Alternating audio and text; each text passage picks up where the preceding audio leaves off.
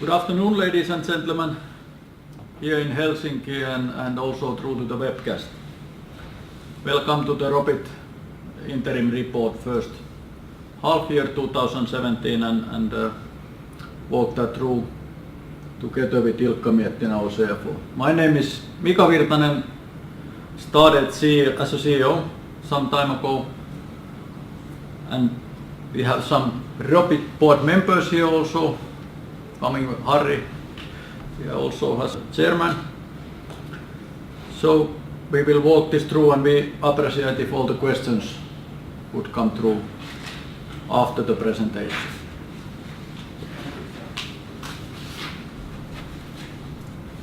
Let's start. Highlights, the positive ones in the first, as we can see that the strong growth has continued in the Robit, and we have been able to increase the net sales. And of course, other thing is that we are seeing positive signals in the market, especially in the mining sector. If we look to H1 also more deeper, I think the big decision in the Robit history was to make the biggest manufacturing investment in the history, and that was for Korea. And it's a state-of-art manufacturing automated investment. Big happening also in the company history milestone, of course, list change to Nasdaq Helsinki in May 2017. Halko unit acquisition was also done in the first half, and of course widening our multi-brand offering. Other big thing in the organizationally and internally in the Robit has been that a lot of investment has done for strengthening the personnel of the company to bring the future growth also. There is always a lot to improve, so it is in the Robit too, and a couple of things here highlighted. Of course, net working capital efficiency is not in that level what we want that to be, and we can clearly improve. Profitability in the period was not in the level we want and affected by the change of the list, combined share issue expenses, of course, acquisition expenses, foreign exchange was also negative for us, and certain one-off growth-related expenses. We will open those, of course, in the coming slides in the end. And one more thing is, of course, that we are investing to the growth, so we could clearly sell more, and selling more we can actually fill our capacity better. We have readiness to produce more. Before we go to the figures, I go through a couple of the foundation and the basic concepts of the Robit. There is no change in that thinking, no reason. Even the CEO here is the new one. So growth company, sales company, there's no change in that. We are making and also targeting in the future organic growth and structural through acquisitions. What comes to business concept, it's certainly growth and the sales company as mentioned. And Robit has continuing and will continue focus drilling consumables, and we certainly have widest offering in the industry. Our dealers, our own sales, service points, it's so important in the future also. There's no change in that story in the Robit strategy. Robit acts globally now in 21 sales and the service points. And there is 2 manufacturing units in review period come to Robit, and also opened subsidiary in Kazakhstan. And it's clear target, everybody continues its growth. Our focus continues same. We are actually sharing our business for the 4 segments, and one is mining, construction, tunneling and well drilling. I think this is same what we have continued to do. And of course in our business mining is important part and important portion, and the signals that at least the investment equipments is already running well, that business in the mining is giving a good signal of the market.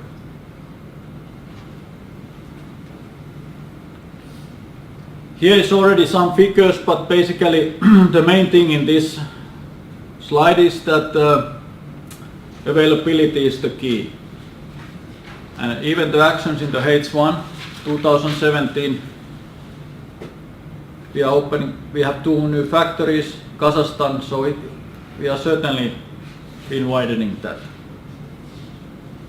And before we go to regional figures later, I would say that there's 2 points to highlight: the Americas positive continuity in the growth, and also the Asia Pacific coming the biggest part of our company, and of course the big opportunity for the growth. And if we compare the year back, the change in the company history is big in the Asia Pacific.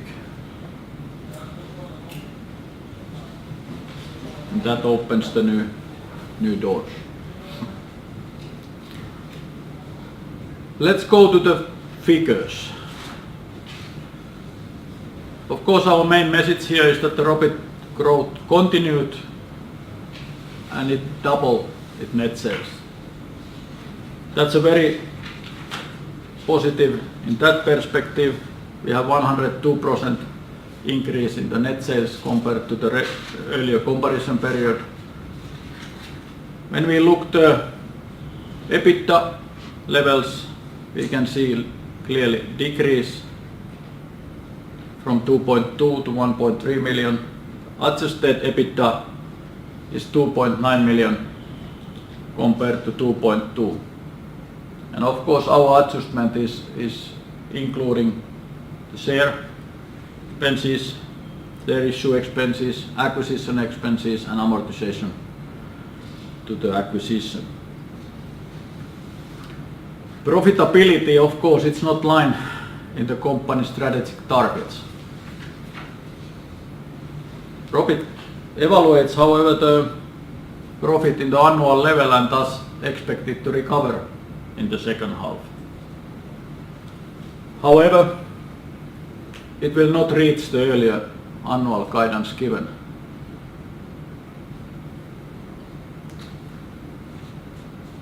We have EBITDA adjusted here, you can see from the H1, and of course top of already mentioned foreign exchange and the big one-off costs. We have also operative cost and strengthening towards our growth.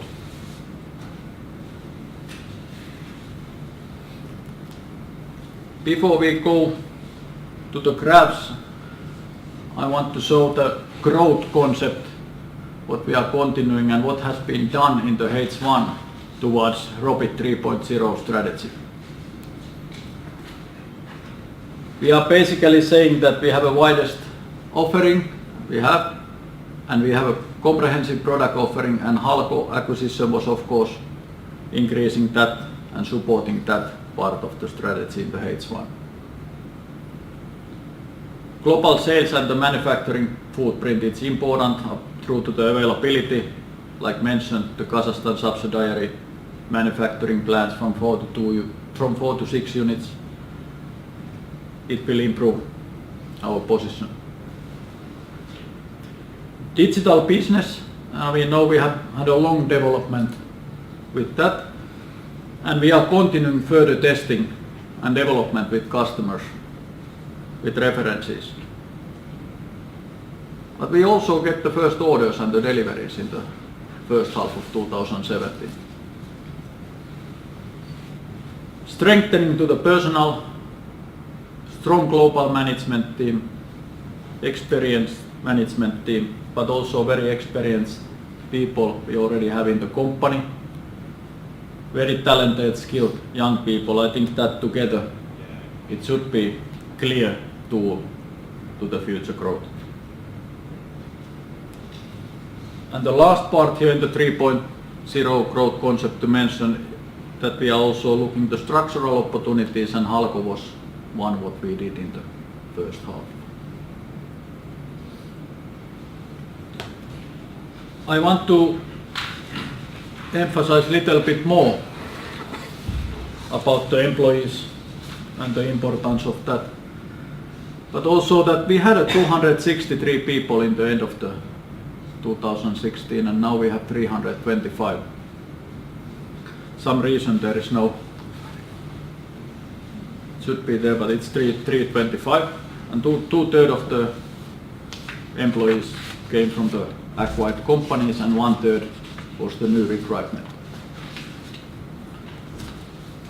Also, this age split is the clear asset for us. We have very young, talented, skilled people.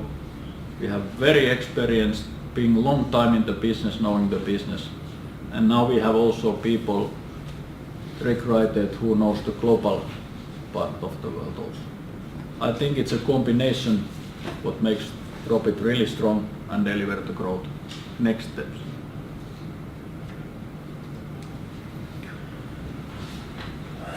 This is maybe more to visualize our people and showing also that also the regional heads are new ones and strengthened. So with this team, and this is only a small portion of our team, we are believing we continue to further grow. And the last part of this 3.0 road is of course 2017 H1. We had Halko as mentioned a couple of times, but also big milestone in the company's history book. Change to Nasdaq Helsinki main list. And basically as a milestone of the history, but opening the new era of the company. And of course everybody is interested more detailed figures, so now we are moving to that part. Then I will come back in the end related to the next actions we are thinking. Ilkka, welcome. Thank you. Thank you, Mika. And welcome on my behalf also to the press conference. As Mika said earlier, the growth was in line with our expectations, and we were able to grow more than 100% during the first half. Of course, big part of that, the growth was because of the acquired companies in Australia and UK in 2016, but also the traditional conventional Robit top hammer business was in a good path during the first half. Here you can see that the EMEA, the Europe, Middle East and Africa, they also grew, but part of this of course was contributed by the Burok acquisition in 2016. And the second biggest market or region what we have is Asia Pacific, and there is big contribution to because of the DTA acquisition in 2016. But what we are expecting, or we're expecting also in 2016, after 2016, that Americas region has been growing quite steadily in the first half, and there's no big changes in the structural way. Of course, we acquired Halko manufacturing plant there, but that acquisition has not had that big portion so far in the growth. But we will have we will see after the integration, we will see much more benefits coming through that asset deal.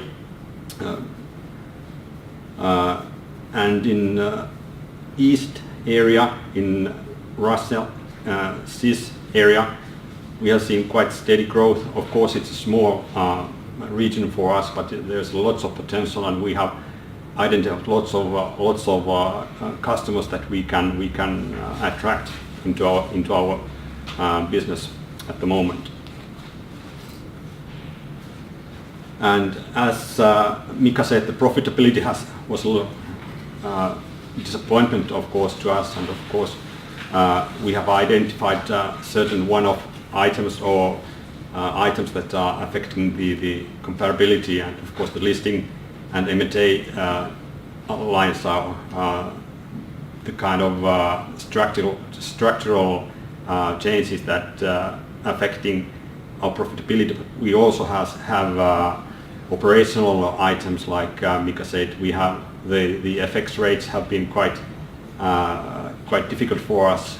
We are exposed quite much through the global. Of course, the global reach is good for us, but the exposure is much wider at the moment than it used to be, like 1 or 2 years ago. And the other thing is that we also have internal exposure here with the subsidiaries at the moment. But so far the policy has been that we don't hedge at the moment, but probably that's something that we need to evaluate again in a way that we can make a decision whether we are going to hedge or not, and we can see more stable profitability trends in the future. But that will be discussed with the board and the strategy meeting during the year. And of course, as Mika said, strengthening personnel, that's a little bit upfront expense at the moment, and we will see the benefits later this year and in the latter years after this period. What was good was that we were able to change the list, and simultaneously we were able to make quite an successful share issue at the moment. And with the funds, we are going to, of course, develop the current organization, but of course, as stated by Mika, we are all the time evaluating the acquisition possibilities which are in the pipeline and possibly will strengthen us in a strategic way. The equity ratio was 57%, and net gearing was negative because of our good cash balance at the moment. Investments have been on a kind of normal level at the moment, but the biggest investment investment decision what we have made in our history was the Korean state-of-art factory to be built in Korea, and the capital expenditure in this period has been about 2 million what we have capitalized there, but that should be operational towards the end of the year and the beginning of next year. Cash flow, that has been of course depressed by the EBITDA margin, which hasn't been satisfactory, but also net working capital has been staying on a quite high level, and that's one of the key things that we are attacking this in this second half of this year and the following years, that we will manage more efficiently working capital in the future. Of course, list change expenses are included in this cash flow as an expense. They haven't been adjusted off. Share price has been developing so far quite well. Since the IPO initial public offering in 2015, we have almost doubled the share price, and as we can see with Mika, that the current stage that we are a little bit tackled by the FX change, personal increase, and working capital issues. That's going to be managed by the new management, and we will operate on a completely different level in the second half and the following years. And that should support still the good level of share price. Here we state also the share issue in which we gave 5 million new shares to the investors, institutional investors, and the share issue value, the gross value was almost 50 million euros, but of course they are netting some expenses which are mentioned in the press release, were about 3 million euros. And at the moment we have some 2,050 shareholders at the moment. And now I will change over to Mika again. Thank you, Ilkka. Yes, a couple of words about the short-term focus, and then maybe mid-term and long-term also. I think it's quite clear that we are strengthening team. We are adding cost in the company in the upfront to make the growth, the strategy growth. So we need to focus to market, also increase our market share. So there is no doubt with the new team and the leaders of the regions together with the teams, that's the main job at the moment. Cash generation, we can certainly improve. And I think it's already clear in the report that the profitability is the one of that focus. But we also believe that when the volume is there, our profitability is also there. And of course the net working capital I already mentioned, and we are taking the program there, or we have already started to go through that chain, but also we will not risk any customer satisfaction in that. Maybe medium long term, I would say that focusing or continuing to work to distribution development, working with them with our product offering what is wider at the moment, need to improve, continue the strong growth, no change in that. Projects, we have very important project. Our Korean is delivering at the moment high volumes, and state-of-art factory, we like to use that word, it's going to be nice automated manufacturing plant, and that project to get more capacity to sell even more, that's important. Digitalization opportunities, of course, in the product wise, but also utilization in the business point of view. And maybe last to mention here is the new Robit way implementation. We basically need to utilize the fruits what we already have, but also come together. We are right size company. We can still work together. People can grow with us, company can grow with people. This is the size of the company where everybody can talk with everyone. So we should take all the opportunities from the strengthened organization that we are delivering the planet growth. And of course, when we have a new products, new offering, career paths, we need to focus to continue to develop our people also. The last slide, I still want to take it, even maybe would be nice to take it with the better report. However, when sometimes somebody is photoshooting without you know, so it's good to show. And I think it's a big milestone anyway to mention the listing to Nasdaq Helsinki. Like I said, it's a milestone, but also opening the new era for the next level of the growth. Thank you.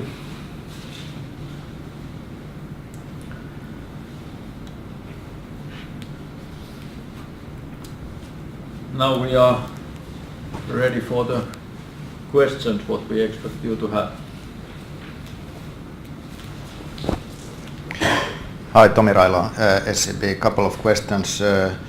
You wrote that the organic growth in the first half was in line with your long-term target, so assumably around 15%. Is that the pace you would assume for the full year as well? So in a way, the second half outlook on the organic growth, can you keep the similar pace in the second half?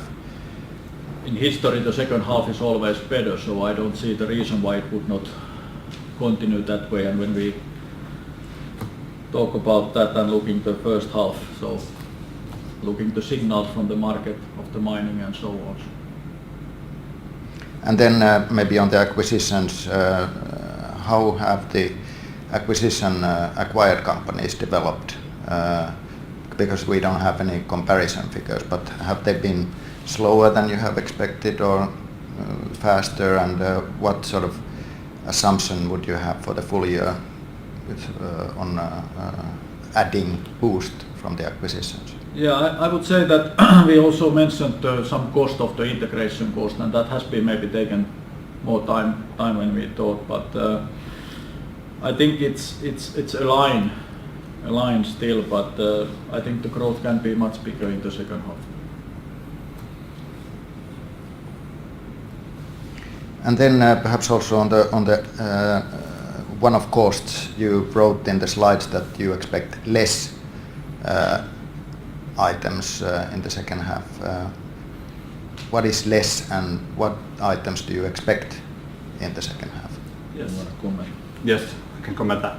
Of course, the list change and share issue expenses, they will be off, and M&A related expenses, they depend on what we are going to acquire or if any.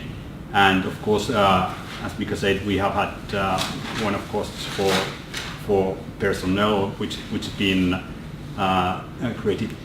We have created a new organization which should have some to be backed up by higher volumes, because we are building a organization which is going to deliver us higher volumes, and that has been a little bit upfront expense at the moment. And you can just estimate that what the expense is, but we think the expense will be at the same level, but the volumes will cover the profit loss impact. And then of course the exposure for the currencies, that's something that we need to think about together with the board, that what we are going to do. For example, like say to you people, that we should see more steady profitability trends, because now we are exposed both to the negative and positive fluctuation, and that's not probably what we want to see in the future. But would you assume a higher currency impact still in the second half, because of, for example, the euro-dollar has only recently moved quite dramatically? The euro-dollar is not the only one what we are looking at. We have Australian dollar, we have South African rand, and other currencies which are making a kind of matrix. It's difficult to say when we export to all of those, and we need to really take a good look at that situation. Then maybe on the pricing environment, and because of the currency moves, for example, can be quite substantial. How do you describe the pricing environment and your own actions to sort of? Of course, we have to always be cost competitive with the pricing, but I think the pricing comes from the market, and at least we don't see any difference there. So it's a basically situation what we have to work hard, that we are cost competitive always, and in the end it's a market and the customer what is defining the price.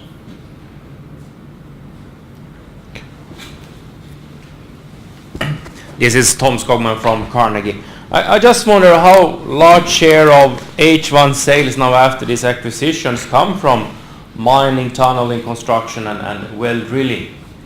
Okay. Without going to exact figures, let's put it this way, that the mining is very important part, and I said that we talk about the range 40%, close to that, plus minus something. So that's it depends the period, but we can say that it's a very important part for the company, and the construction is slightly less, and then two are smaller, the tunneling and the well drilling, of course, the small. So that's roughly the range what we talk about. So of course the signals in the mining is also very important for us. And then about this foreign exchange movements. I know at least one of your competitors has production in Sweden for this, but you really feel kind of that it's challenging now to have so large share of the production in Finland and exporting to Australia and the other countries, etc. Where do you have your key competitors' production? Are they kind of in a more favorable situation at the moment?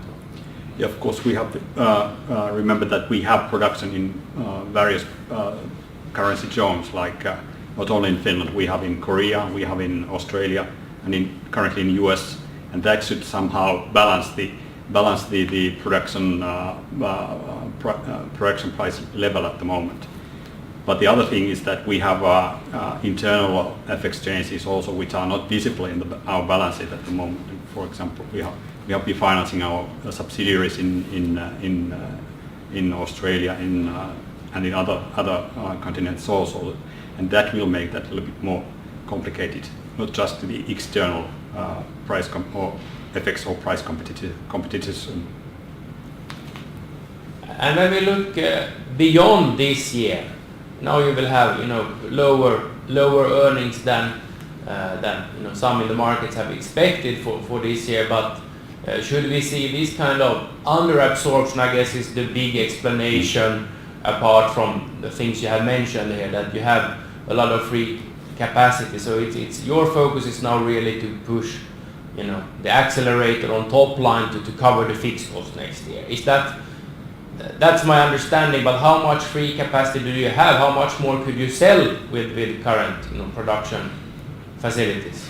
Yeah, it's a good question also, and we have capacity certainly to bring our growth target, no doubt. Let's put it this way. But all the factories and the products are in a different situation, and we are of course very happy to get the new factory to Korea, what is certainly in the highest limit at the moment, and many other places we have place for and flexibility to increase as long as we are selling.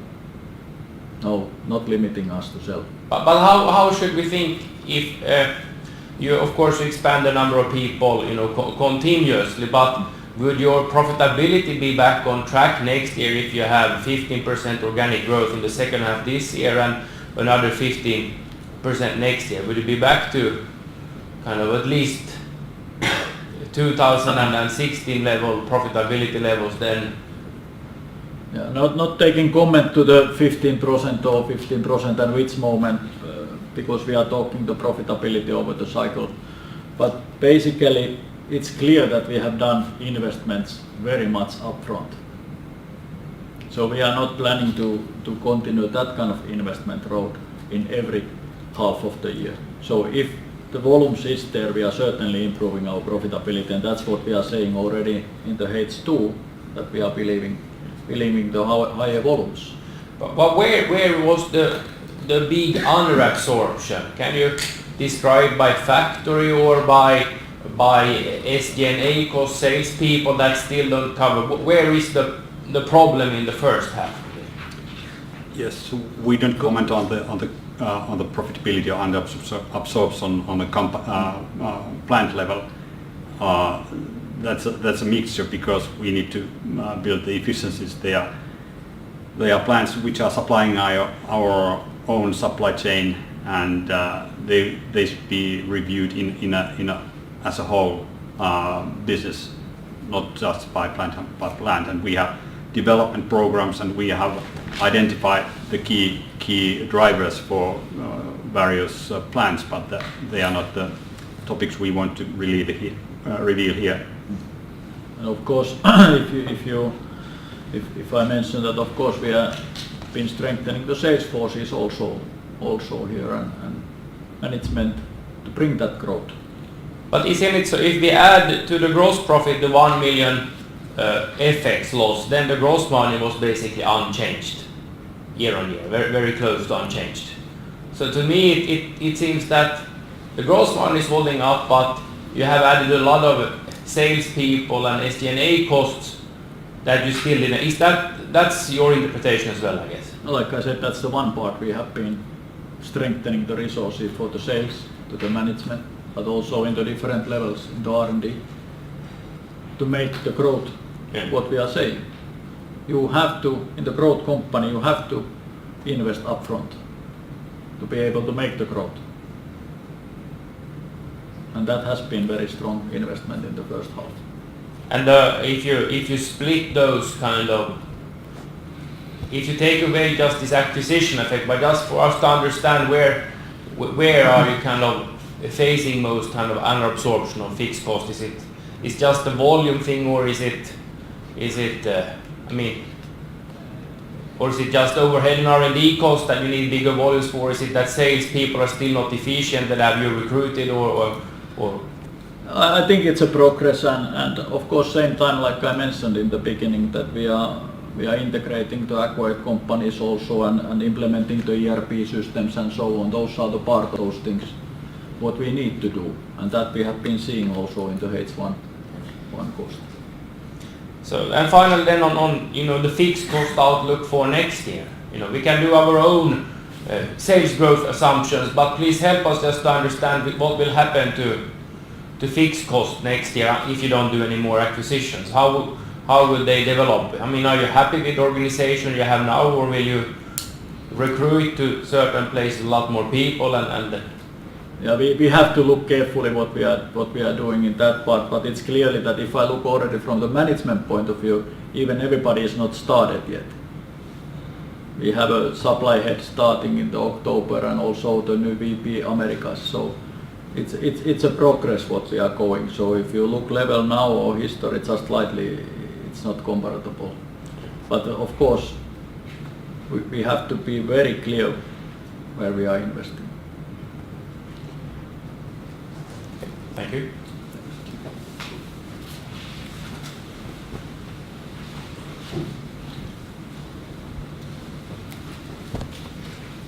Tomeralo, SEB, still generally about the market environment, sort of sentiment, and what you are hearing from the clients, different segments. Obviously you mentioned mining, but just in a way.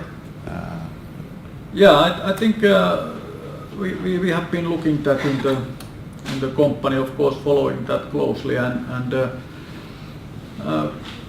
I think the mining is clearly this kind of biggest positive signal, that the investment products are already running well, and there are big quantity of orders for that part. You see that there, and we know from our customers, some of the mines are opened what has been many years now closed. So of course that's very different situation than long time in this business. So that, and of course when you go to construction side, it's very much local and the regional point and depends who is strong and where. So it's more like a project there, but I would say mining is still the biggest positive signal in this first half.